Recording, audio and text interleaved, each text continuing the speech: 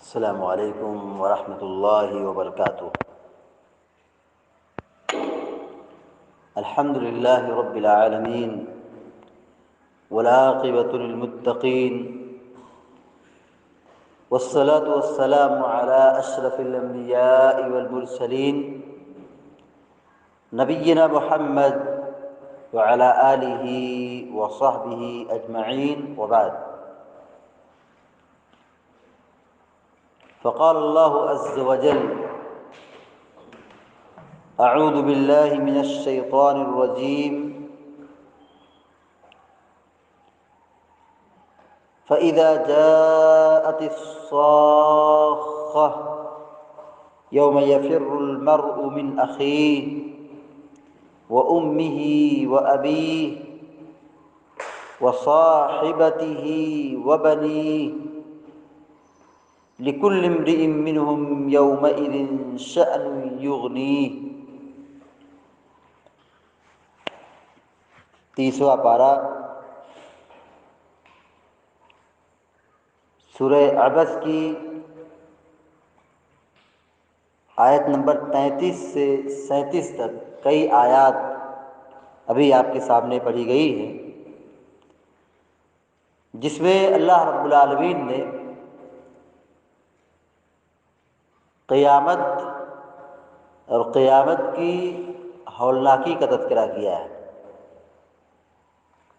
کہ اس دن کوئی کسی کے کام نہیں آئے گا، حتیٰ کہ جو ہمارے اور آپ کے قریبی رشتہ دار ہیں، جو فیملی ممبرس ہیں،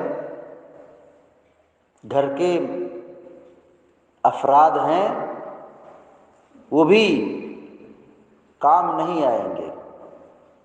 اس دن سب کو اپنی پڑی ہوگی، نفسی نفسی کا عالم ہوگا، کوئی کسی کو نہیں پہچانے گا۔ اللہ رب العالمین فرماتا ہے فَإِذَا جَاءَتِ الصَّاخَّةُ، جب چیخ آئے گی، جب ایک خطرناک آواز آئے گی، یعنی قیامت برپا ہوگی۔ یوم یفر المرء من اخیہ، آدمی تو اپنے بھائی سے اس دن بھاگے گا، آدمی اس دن اپنے حقیقی بھائی سے ہی بھاگے گا، وَأُمِّهِ وَأَبِيهِ، اور اپنے ماں باپ سے بھاگے گا، وَصَاحِبَتِهِ وَبَنِيهِ، اپنی اولاد اور اپنی بیوی سے بھاگے گا۔ یہ سب اپنے قریبی رشتہ دار ہیں، بھائی، ماں باپ، بیوی، بال بچے، یہ سب کے سب اپنے نہایت قریبی رشتہ دار ہیں، جس کے لیے آدمی مرتے دم تک قربانی دیتا ہے، پیسہ کماتا ہے، گھر سنبھالتا ہے، ان کی خدمت کرتا ہے، دوا علاج کراتا ہے، ہر موقع پر آدمی اپنے گھر کے لیے تیار رہتا ہے، قربانی دینے کے لیے بالکل کھڑا رہتا ہے۔ لیکن یہ سب دنیا کی حد تک ہے، آدمی کی وفات ہو گئی یا قیامت قائم ہو گئی، کوئی کسی کو نہیں پہچانے گا۔ بس یہ دوستی اور یہ محبت یہ دنیا کی حد تک ہے۔ جب قیامت برپا ہو جائے گی، اللہ رب العالمین کہتا ہے یوم لا ينفع مال ولا بنون الا من اتى اللہ بقلب سلیم۔ کل قیامت کے دن نہ اولاد کام آئے گی، نہ مال کام آئے گا۔ یعنی کوئی یہ سوچے کہ میری دنیا میں اتنی اولاد تھی، میں جہنم کی آگ سے بچ جاؤں، میں دنیا میں اتنا بڑا مالدار تھا، اتنی میری دولت اور پراپرٹی تھی، جہنم کی آگ سے، اللہ کے عذاب سے بچ جاؤں، تو یہ دونوں چیز کل قیامت کے دن نہیں بچا پائے گی۔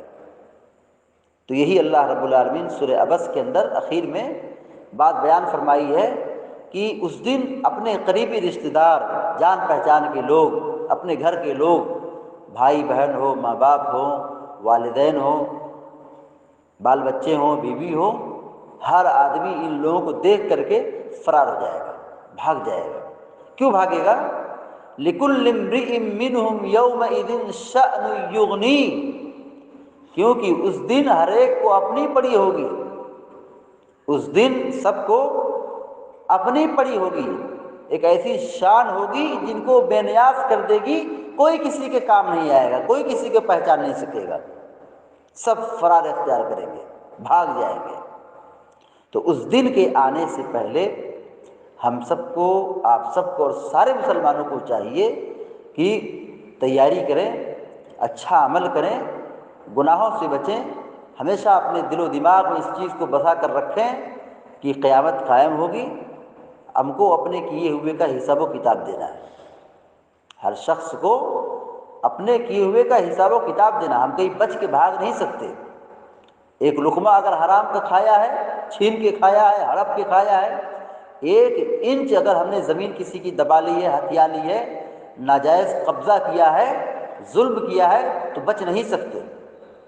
تو اس دن کے آنے سے پہلے ہم سب کو الرٹ رہنا چاہیے، تیار رہنا چاہیے، اور ایسی بھرپور تیاری کے ساتھ اللہ رب العالمین کے دربار میں جانا چاہیے کہ اللہ تبارک و تعالی ہماری نیکیوں سے، ہمارے اچھے اعمال سے راضی ہو جائے، خوش ہو جائے، اور اپنے فضل و کرم سے ہم کو جنت میں داخل کر دے، جہنم سے بچا لے۔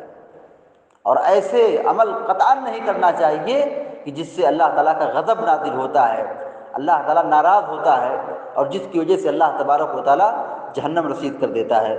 دعا ہے رب العالمین سے کہ اللہ تبارک و تعالیٰ ہم کو، آپ کو اور سارے مسلمانوں کو جہنم کی آگ سے بچائے، آخرت کے دن ہم سب کو قیامت کی ہولناکی سے اور اس کی خطرناکی سے، اس کی شدت سے، اس کے عذاب سے ہم سب کو محفوظ رکھے۔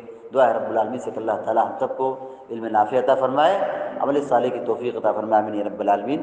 وصلی اللہ علی نبینا محمد وعلی آلہ وصحبہ اجمعین۔ السلام علیکم ورحمۃ اللہ وبرکاتہ۔